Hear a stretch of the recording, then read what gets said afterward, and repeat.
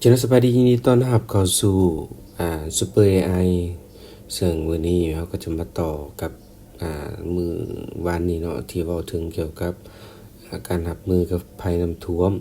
และมื้อนี้สถานการณ์เนาะของภัยน้ำท่วมก็ทางแขวงเนาะหลายๆแขวงก็เริ่มลดลงแล้วเนาะและก็แต่ว่าแขวงอยู่ใต้น้ำเริ่มมาโฮมหรือว่ามีระดับสูงขึ้นเนาะก็เป็นกำลังใจแก่ทุกๆท่าน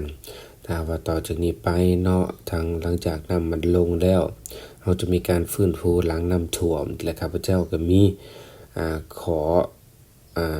เกินว่าควรจะเฮ็ดเนาะหลังน้ำท่วมที่มาแชร์กันส่วนข้อที่1เนาะเราต้องเดินเนาะตรวจหรือว่ากวดกาเนาะบ้านแล้วก็เช็คสายไฟแก๊สบ่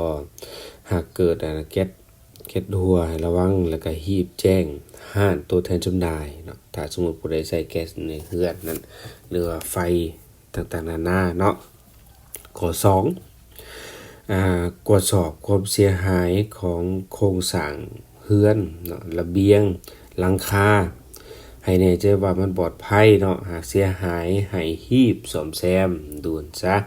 เพราะว่าอาจจะย่างไปย่างมาหรือว่าดำรงชีวิตหรือว่าอาศัยมันจะยากเนาะมันหักมันโขนมันเราต้องกวดเบิ่งคักแน่เนาะและข้อที่3เนาะพักผ่อนแล้วก็กินอาหารที่เป็นประโยชน์เบิ่งแยงสุขภาพสร้างความอบอุ่นให้ครอบครัวที่จะช่วยเยียวยารักษาได้ดีตัวนี้ก็อย่าลืมเบิ่งแยงเนาะครอบครัวตัวเองและก็ตัวเองเนาะในการฟื้นฟูในการกินของอาหารต่างๆนานาเนาะเพราะว่าเพื่อจะหนีมาจากภัยน้ำท่วมเนาะบางคนอาจจะอดอาหารแบบนี้เป็นต้นเนาะอดอาหารบ่หรือบ่มีอาหารกินน่ะบางคนเนาะถ้าอยู่ในหลังคาเรือนตามข้าพเจ้าเห็นอยู่ในข่าวเนาะก็ในฮู้คนรายงานมาก็เห็นใจเนาะทุกๆท่านแล้วข้อที่4เนาะว้าวเนาะเรียกว่าลมกันเนาะปัญหากับเพื่อนแล้วก็ครอบครัวเพื่อช่วยให้ได้ระบายว่าซั่นซะโอ้ลมกับหมู่เพื่อนญาติมิตรต่างๆเนาะเพื่อให้ระบายแล้วก็ผ่อนคลายเนาะความตึงเครียดตัวนี้สำคัญเนาะคือว่าจิตใจว่าซั่นซะบางคนอาจจะเสียหายจากอีหยังแบบคือว่าวัตถุสิ่งของบ่เนาะเงินคำที่หามาได้มันอาจจะไหลไปน้ำเนาะความเครียดมันก็ต้องมีอยู่แล้วแม่นบ่ดังนั้นหาคนที่จะมาล้มนำเว้าคุยนำเนาะระบายไปเพื่อหยังเพื่อเยียวยาจิตใจของพวกเฮาและข้อ5เนาะเบิ่งแยงดูแลเด็กน้อยเนาะให้ดีและก็เข้าใจว่าเด็กน้อยก็มีความตื่นกลัวเนาะบ่น้อยกับคือว่าบ่น้อยเนาะบ่น้อยคือผู้ใหญ่ว่าซั่นซะอย่าตำหนิเด็กน้อยเนาะที่มีพฤติกรรมแบบแปลกๆไปเนาะหลังจากน้ำท่วมเส้นถือไปเลยเนาะเด็กน้อยก็มีความย้านกลัวคือกันอาจจะมีแบบจิตใจเนาะที่เปลี่ยนไปว่าซั่นซะดังนั้นเราต้องเบิ่งแยงดูแลเขาพฤติกรรมเขาจะเกิดขึ้นหนึ่งคืออาจจะมีเหี่ยวใส่บอนบ่เนาะดูดนิ้วตัวเองเนาะหรือว่าย่างไปกับหยังกับครอบครัวหรือว่าพ่อแม่ตลอดแบบย่างติดนั่นน่ะเนาะบ่ห่างว่าซั่นซะเนื่องจากว่าเขาเนาะหากผ่านเหตุการณ์ที่รุนแรงนั้นมาว่าซั่นซะเนาะนั่นคือพฤติกรรมที่เด็กน้อยที่จะแสดงออกนั้นเราต้องสังเกตอย่าไปห้ามเพิ่นเนาะว่าเป็นหยังเพิ่นคือเป็นแบบนี้นั่นแปลกไปเกิดจากการตื่นกลัวเนาะที่ได้ผ่านภัยอันตรายแบบน้ำท่วมแบบนี้มาหั่นน่ะเนาะไผบ่ถึกบ่ฮู้เนาะตัวนี้ดังนั้นสังเกตเพิ่นให้ดีและก็เบิ่งแยงดูแลเพิ่นข้อที่6เนาะระวังเรื่องหนึ่งคือเรื่องสุขภาพอนามัยเนาะโรคภัยที่จะมาจากน้ำท่วมเช่นว่าอ่าเคิ้นว่าอิหยังก็น้ำคันกะตีนแบบนี้เนาะแบบนี้เนาะน้ำคันกะตีนหรือว่าตาแดงบ่หรือว่าเจ็บท้องเนาะโรคอหิวาที่จะมากับน้ำท่วมนะเนาะหลังน้ำท่วมมันจะเกิดตัวนี้ขึ้นพยาธิต่างๆนานาดังนั้นระวังป้องกันรักษาแล้วก็เว้านิดนึงเนาะผู้ใดที่ ที่ยังที่จะไปซอยผู้ประสบภัยเนาะถ้าสมมุติว่าข้าพเจ้าเขาประกอบความเห็นเล็กๆน้อยๆว่าซั่นซะ1เนาะสิ่งที่เราจะไปซอยเนาะเราจะไปซอยตอนใดถ้าสมมุติว่าเขาไปซอยในช่วงที่เขาเจ้ายังคาอยู่ในบ่อนเนาะหรือว่าไปซอยที่เขาเจ้าอยู่แค่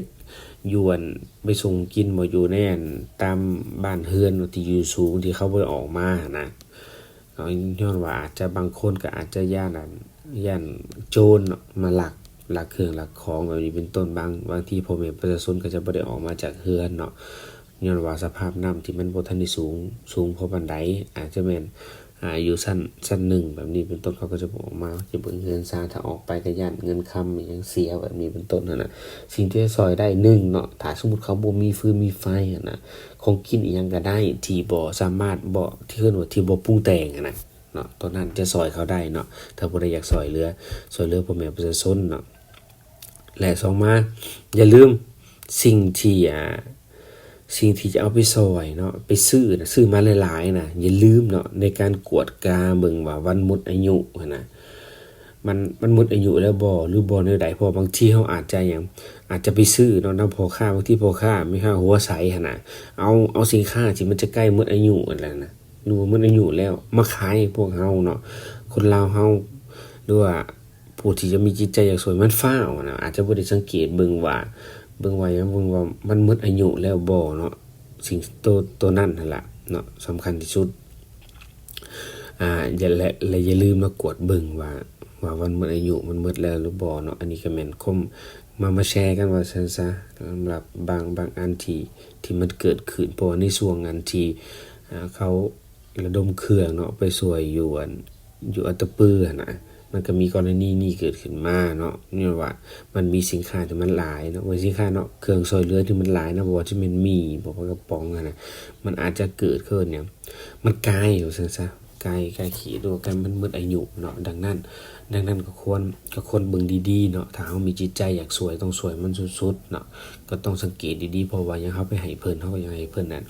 ผู้ที่ได้น่ะได้สิ่งที่ดีเนาะเพื่อมาจุนเจือชีวิตของเขาเนาะหลังจากไฟน้ำท่วมหรือว่าประชาชนใดที่กำลังประสบภัยน้ำท่วมสิ่งที่เฮาไปช่วยเนาะพยายามที่มันเป็นหยังก็ได้ที่สามารถกินง่ายเนาะง่ายหรือคืออาจจะแม่นถ้าสมมุติว่าจะเฮ็ดของกินก็อาจจะแม่นสิ้นแห้งบ่แบบนี้เป็นต้นหรือว่าข้าวเหนียวที่สามารถเฮ็ดหยังก็กินได้หลายมื้อว่าซั่นซะเนาะจะอันพาหนะพะหยังก็วัสดุหรือว่าสิ่งของห่อที่จะใส่เนาะอาจจะเป็นธงยางอาจจะดีโอเคเนาะมี10พี่เพราะว่ามันจะบ่ถึกน้ำท่วมเนาะถ้าสมมุติเป็นกล่องกล่องโฟมอาจจะยากแบบนี้ก็แล้วแต่เนาะผู้ใดที่มีจิตใจอยากสวยก็แบบใดก็โอเคเนาะครับเจ้าถ้าผู้ใดสวยแต่ว่าอันนี้เป็นความคิดเห็นเอามาแชร์กันแบบนี้พบกันใหม่เนาะอยู่ใน EP ต่อไปกับ Mori Wister เว้นเปลี่ยนชื่อใหม่ Super AI โอ้ยรู้สึกว่าอันสื่อของรายการนี่จะหลายเนาะ channel นึงมันน่าจะหลายดีหรอนี่แหละเนาะโอกันใหม่ครับ Super AI เนาะใน EP ต่อไปมีหยังเนาะอยากให้เฮามาเว้ามาลมกันอย่าลืมคอมเมนต์กันเข้ามาใต้คลิปเนาะติดตามเฮาได้ที่ YouTube Channelเพจอยู่ใน Facebook เนาะนอกเหนือจากนั้นก็แม่น SoundCloud อย่าลืมไปกดไลค์กดแชร์